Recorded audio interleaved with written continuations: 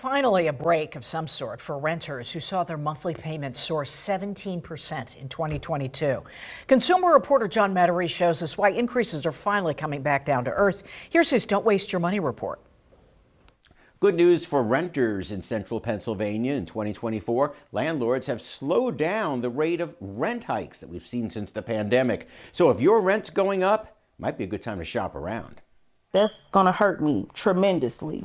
Last year, Diamond Trimble, like so many renters, got a letter informing her that her rent was rising from $650 to $1,025, over 30%. Can you afford this? No, I cannot afford a $1,025 rent. Stephanie Blanchard was in a similar pinch. Her landlord moved her low-income apartment to market rate, meaning a $600 rent hike. I'm going to be honest, I just can't. Could you afford that? I cannot afford that.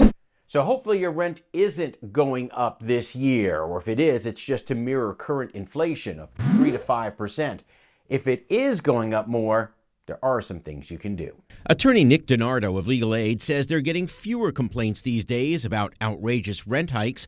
He says renters are in a much better place to negotiate now than any time the past 3 years. The only thing the tenant can do at that point is negotiate. Legal Aid suggests you explain why you can't afford the rent hike, offer to do some work around the complex to keep your rent down, and finally ask for a few extra months if you need to find a new place. Zillow says with thousands more new apartments coming on the market, landlords can't raise rents as they did from 2021 to 2023. And that should mean fewer people will end up like Stephanie and Diamond this year.